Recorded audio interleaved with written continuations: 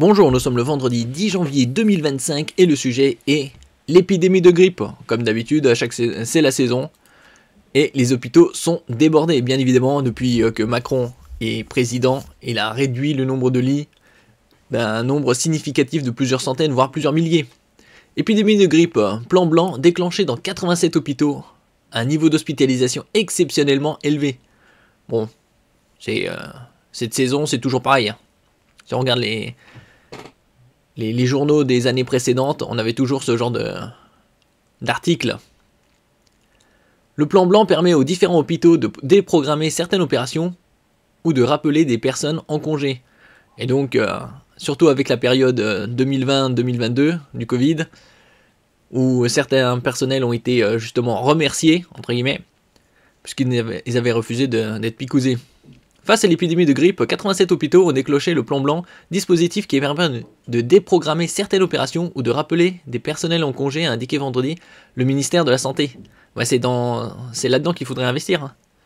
N'oubliez pas de vous abonner pour plus de news nationales, européennes et internationales sur ce monde merveilleux dans lequel nous vivons. Le ministre du Travail, de la Santé, des Solidarités et des Familles, Catherine Vautrin, ils font des titres à rallonge, avait évoqué un peu plus tôt sur CNews Europe 1 une centaine d'établissements hospitaliers ayant déclenché ce dispositif, à date de jeudi soir, face à l'afflux de patients.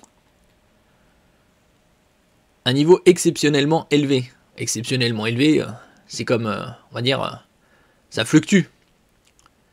De toute façon, à chaque saison, c'est jamais la même souche virale.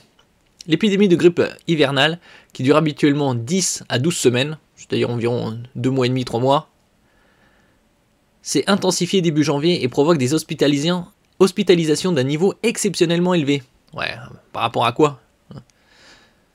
Surtout, comme je le disais précédemment, le nombre de lits d'hospitalisation a été grandement réduit par Macron.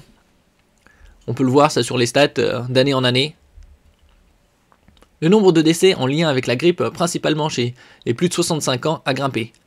Pour s'en prémunir, les autorités rappellent régulièrement que la vaccination reste le plus efficace, en particulier contre les formes graves de la grippe et du Covid-19.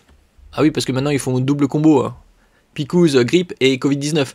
Sauf que chaque année, ça a été, les scientifiques le disent eux-mêmes, les vaccins sont réalisés sur les souches précédentes. Et c'est jamais la même souche d'une année à l'autre, même s'il y a une base commune. Il est recommandé aux personnes âgées de 65 ans et plus, les immunodéprimés, les nourrissons de plus de 6 mois atteints de comorbidité, les femmes enceintes et les résidents en établissements médico-sociaux. Donc les personnes fragiles.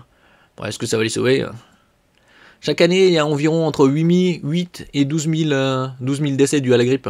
Après, ça dépend des années, bien sûr. Catherine Vautrin a rappelé celles et ceux qui ne sont pas encore vaccinés à le faire. Voilà, je crois que c'est un peu tard. Ils avaient dit déjà l'année dernière que la grippe est là et qu'il fallait se vacciner au moins 2-3 semaines avant la saison. Quand on regarde les arrivées aux urgences, et notamment les cas de complications, ce sont pour plus de 70% des gens qui ne sont pas vaccinés et qui sont des gens éligibles, a-t-elle souligné. Ouais. Ils vont faire aussi le sponsor de la vaccination grippale aux plus de 65 ans puisque c'est gratuit. Épidémie de grippe. Les établissements en tension le sont toute l'année et là ça déborde encore plus que d'habitude, assure Mathias Vargon, médecin urgentiste. Tous les ans, on répète la même chose. Ouais, c'est toujours pareil. Ils investissent pas assez dans les structures vitales au pays. Merci pour votre écoute et à la prochaine.